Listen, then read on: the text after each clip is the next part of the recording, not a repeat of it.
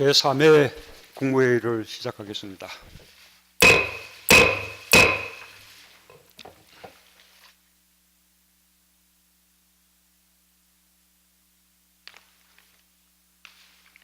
새해 첫 국무회의에서 공수처법을 공포한 데 이어 검경수사권 조정 법률들도 지난주 국회를 통과했습니다. 이로써 검찰개혁은 제도화의 큰 획을 긋게 되었습니다. 권력기관 개혁은 특별한 이상을 추구하는 것이 아닙니다. 민주공화국에서 권력기관의 주인은 국민이며 권력기관의 작용에 있어서도 민주주의의 원리가 구현되어야 한다는 것은 지극히 당연한 사실입니다. 그럼에도 불구하고 기득권이 되어 있는 현실을 바꾼다는 것은 참으로 어려운 일입니다.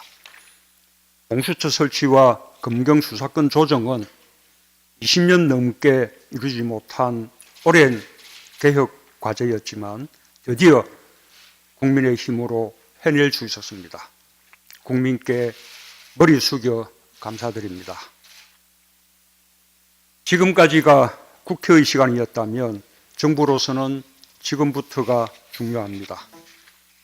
공수처 설립과 검경수사권 조정의 시행에 많은 준비가 필요합니다.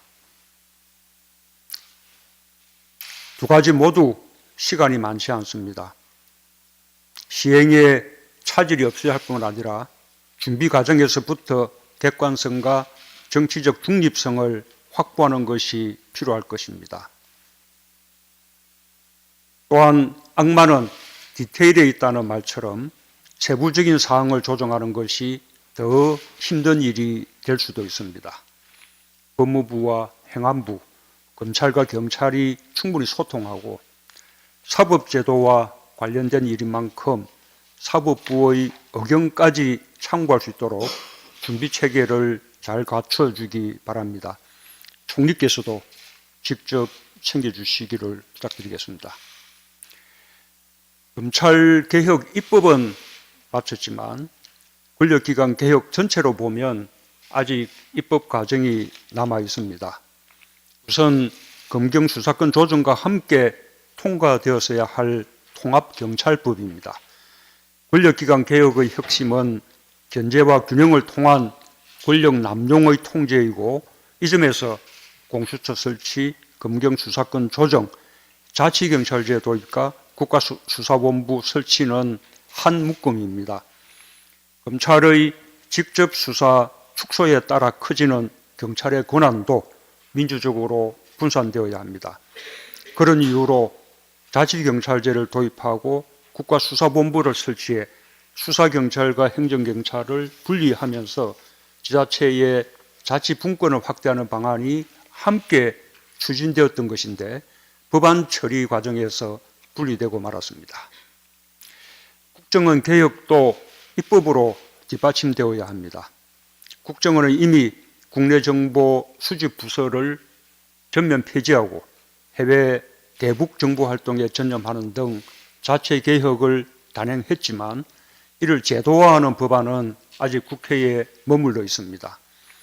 총선을 앞두고 있고 20대 국회 임기가 많이 남아있지 않지만 검찰, 국가경찰과 자치경찰, 공수처, 국정원이 서로 견제하고 균형을 이루면서 개혁을 완성할 수 있도록 통합경찰법과 국정원법의 신속한 처리를 국회에 당부드립니다. 정부는 권력기관 개혁과 함께 국민이 일상생활에서 부딪히는 각종 부패를 근절하기 위해 지속적인 노력을 기울여 왔습니다. 오늘 공포되는 유치원 3법도 그 일환입니다. 국회 입법 과정에서 일부 유치원 단체의 반대가 있었지만 정부의 단호한 의지와 국민의 엄중한 요구가 하나로 모이면서 유치원 공공성 강화의 기틀이 마련되었습니다. 앞으로 학부모가 낸 원비는 교육 목적으로만 사용해야 하며 교육 외 목적이나 사익을 위해 사용하는 등 회계 부정에 대해서는 엄격한 법적 책임을 지게 될 것입니다. 학부모의 유치원 선택 권리가 강화되고 급식의 질도 명확한 기준에 따라 관리 감독할 수 있게 됩니다. 유치원 회계 투명성과 유아교육의 공공성이 획기적으로 강화될 것으로 기대합니다.